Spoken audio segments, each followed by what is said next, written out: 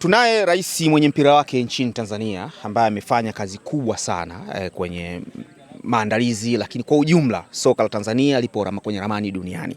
Lakini leo tunamwona Rio Ferdinand, lakini hivi karibuni tulimuona Didier Drogba akiwa nchini. Yote haya ni kupenyeza chembe chembe ya soka la Tanzania linavyochanua kule kimataifa zaidi. Labda TFF nyie, hizi jitihada mnazungumza vipi, kwa sababu tunajua nyie ndio mnachachua haya?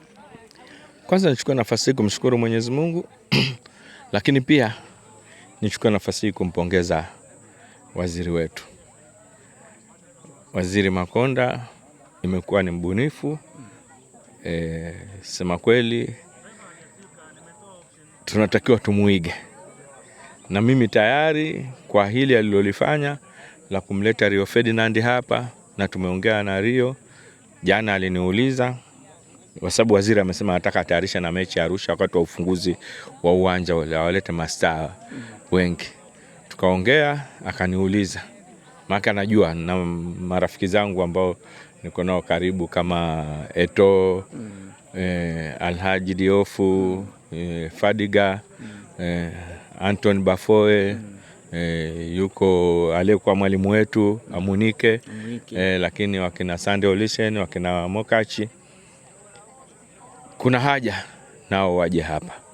Na ameniambia yeye alikuwa na wenzake, akaniambia utanipa listi ya wale wa kwako. Tutakapokuja ataleta. Lakini pia nimeongea na mheshimiwa, hii sports tourism isiishie tu hata kwa wachezaji na sisi viongozi.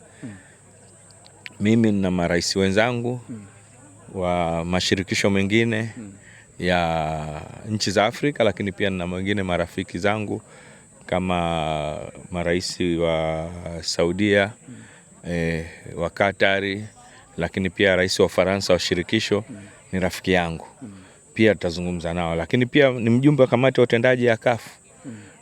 Nafikiria mimi na waziri tuweze kuangalia jinsi gani ya kamati ya utendaji ya CAF ikiwezekana ije ifanyie kikao chake kimoja ndani ya Serengeti na kuweza kupata muda wa kwenda kwenye baluni na kuweza kupata angalau kikao cha siku moja, lakini tutafanya utaratibu angalau wale ambao wana nafasi tuje mapema tuweze kufanya. Lakini pia na mimi pia na wajumbe wangu wa kamati ya utendaji. Pia naangalia jinsi gani nao ni walete huku. Inawezekana wengine washafika lakini wengine hawajafika. Mimi niongee wazi tu. Nimekwenda mbuga zote za Tanzania, vivutio vyote vya utalii. Serengeti nilikuwa sijafika. Hii ni mara yangu ya kwanza nimefika Serengeti na nimeona kwamba experience nyingine mpya kabisa. Ni tofauti na huko nilikopita, nako kuna sehemu yake. Na huko kwingine nilikopita kuna sehemu zake. Mimi nilikuwa mkurugenzi wa Mvomero, nilikuwa naenda Mikumi, nimekwenda Tarangire, nimekwenda Ngorongoro. Mara nyingi tuna wageni wangu hao ninaowazungumza, lakini hapa Serengeti nilikuwa sijawahi kufika. Sasa hivi nimekwenda kule, wameandika Louis with a view, nikasoma pale. Wanasema ukubwa wa Serengeti ni sawa sana nchi ya Ubelgiji. Unaona? Kwa hiyo nimekipata hicho kitu kipya. Kwa hiyo Serengeti ni kubwa. Ni kubwa sana. Ni kubwa, kwa hiyo hili jambo ni jambo yatakiwa tumuunge mkono waziri wetu wa michezo, lakini na waziri wetu anayehusika na mambo ya maliasili na mambo ya utalii. Na imefikia wakati sasa hivi sisi kama Tanzania tulikuwa nyuma sana. Tuna vivutio kushinda nchi yote duniani. Mimi nasema kushinda nchi yote duniani. Vingine wenzetu wanavitengeneza. Nilikwenda China mimi.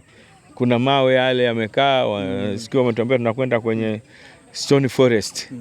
Stony Forest kafika nikakuta Dodoma tunayo mamawe yale, wametengeneza njia wanapita watu, unakwenda watalii wako. Kwa hiyo sisi tuna vitu vingi vingine Mwenyezi Mungu katutengenezea ni sisi wenyewe tu. Kwa hiyo ni jambo la muhimu. Mimi nitoe wito kwa Watanzania,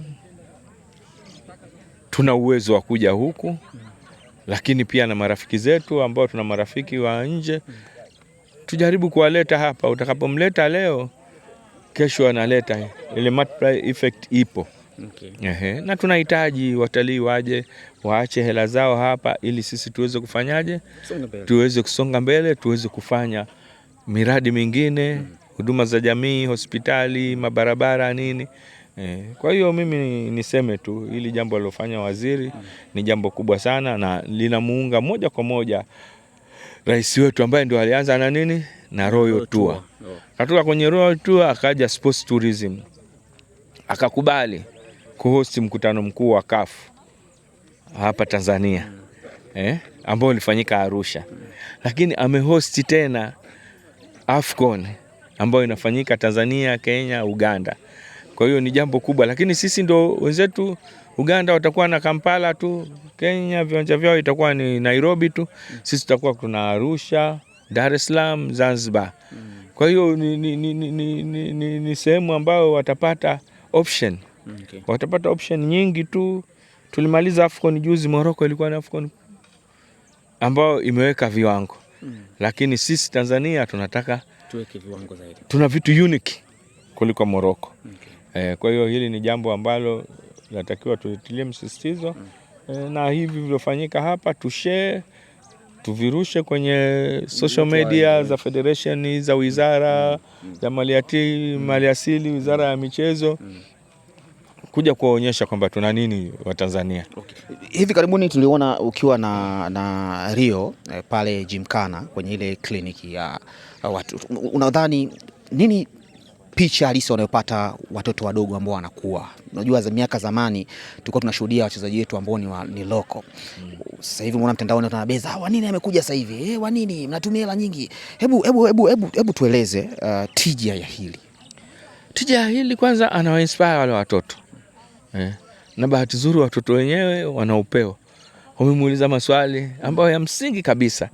Na wale muuliza naye amejibu vizuri, amewaachia kitu. Lakini sio huyo tu, tutawaleta wengi na wengine wamenitumia message.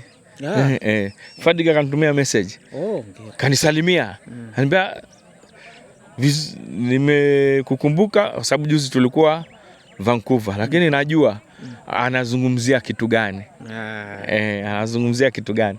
Na uwanja wa Arusha ukiisha, tutaleta mashindano mengi. Tutacheza pale mechi za kimataifa.